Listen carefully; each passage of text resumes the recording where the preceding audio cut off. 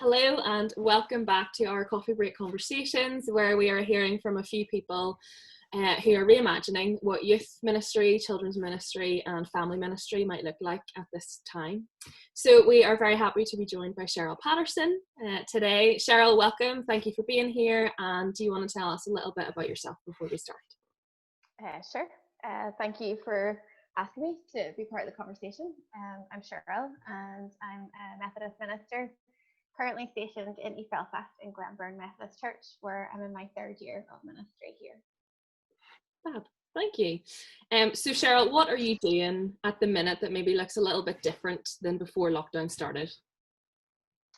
Well, we kind of, as is the same for most places, realised that we weren't going to be able to begin a lot of our activities for children and young people in the way that we normally would have done. A lot of our organisations just aren't able to put the measures into place that would make it safe for them to operate. So we've had to look differently at what we can achieve and what can be done even in little ways to just keep up connections with families and children. So our Girls Brigade have been trying to meet over Zoom and do lots of activities with the children explorers and company section. It's a bit awkward. Doing Zoom with younger children especially is quite difficult, but we're really thankful to the parents who have helped to engage with that and have taken part. Last night we actually had a bake-off with our DB, which was quite an impressive task over Zoom. So, and then on Sundays we weren't able to start our normal Sunday school. So we have looked at creating packs for the children when they come to church that they can use. So in Glenburn we have 2 short services each Sunday morning in order to facilitate everybody to come in with the right social distancing measures in place. So for children that come, they have their own pack that they can pick up once they arrive that has activity sheets and felt tips that are just theirs to use each week.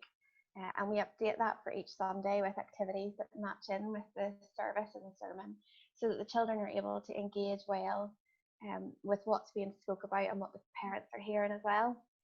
And we found a sermon note template online that we were able to use and adapt that can help the children engage with worship while they're there. So there's different blocks on the pages, like draw a picture of the preacher, which I haven't seen any so far, and I'm okay that I don't see any pictures of me being drawn. And then there's like draw the colours of the flowers, or what words that you've heard in today's service that you don't know, and just to try and get the children to feel a part of the worship space and the worship service, and not be too bored while they're there. And those families that have come have really used those well, and it's been really lovely to see the children fill those in and try to hold them up, show me in the middle of the service. They're colouring in, it's fabulous.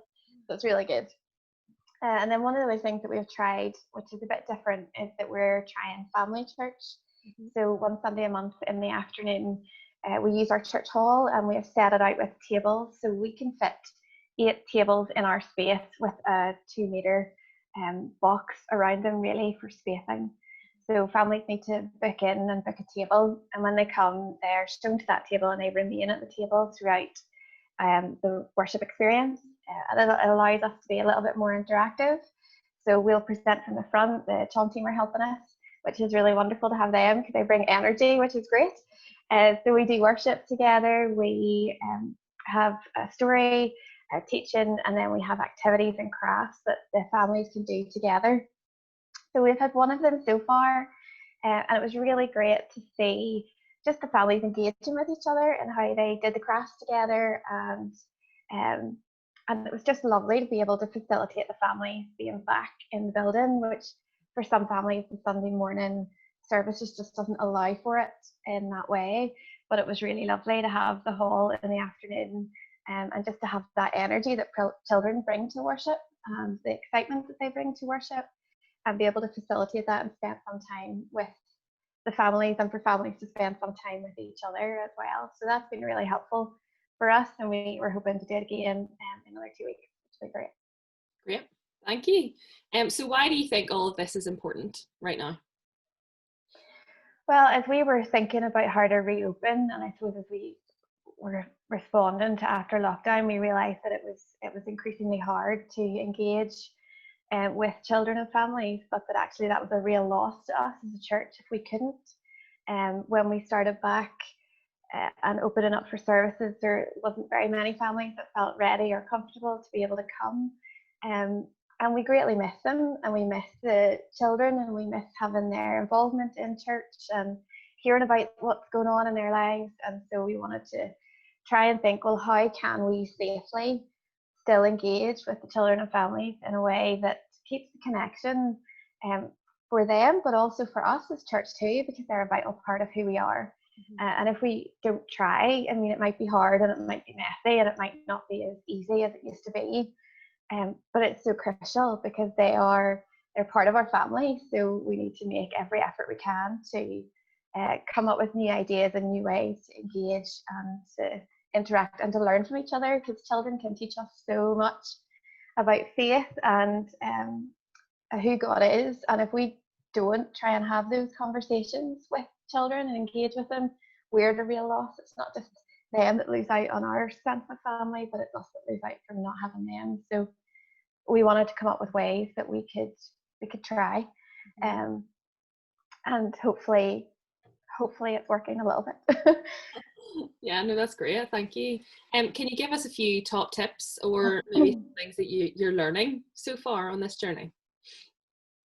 I think I'm learning to keep it simple. So in the past, I suppose we've looked for the most exciting, most entertaining, engaging ways of doing things that always seem to be that have to be bigger and better each time. But so much of that isn't possible. And so to strip that back and just be simple and think, well, what's the important things that we want to do? And so if it means that we have an hour that we're able to facilitate families to come in and we're just doing crafts or stories, that there's still incredible value in the simplicity of that it doesn't have to be all singing, all dancing, but actually there's beauty in the simplicity. And I think as we come to think about what happens at Christmas, I'm carrying that with me of actually it's okay to strip back all the tradition stuff that we've inherited and say, actually, how do we just be with each other in a really special way this Christmas, in a really simple way. And we're really excited to take part in Bayer's virtual nativity, so that'll be really good. What else am I learning? I'm learning that just keep trying. You know, you might do things and it might seem awkward and it might not work, but we'll try it again and change it and make it a little bit different. So I really over planned for the first family church and had so many activities. And then actually the families were just really enjoying taking time with each other to do stuff, and there wasn't the need for all this extra. Like I think I had 5 activities that just didn't happen because I'd over planned. So I suppose it's also learning to just adapt and to go with it and to be okay that things might be a little bit messier or more disorganized than normal because it's new, but just keep persevering with it and just keep trying your best. Is that okay? Yeah. I don't know. There's probably lots of practical things about how you organise your building and space stuff out. And I suppose if anybody has those questions, they're more than welcome to give me a shout, and I'd happily talk through the kind of protocols that we've put into place with Family Church. But that might be a little bit boring for people to listen to at this point. No, that's great. Thank you. Thank you, Cheryl, for sharing with us. And you heard it here. If you have any questions at all, Cheryl will happily and answer them the best she can. Thank you to those who have tuned in. Hopefully this has been helpful, some of those ideas and pieces of advice. Thanks, Cheryl, and we will see you. No problem. Bye.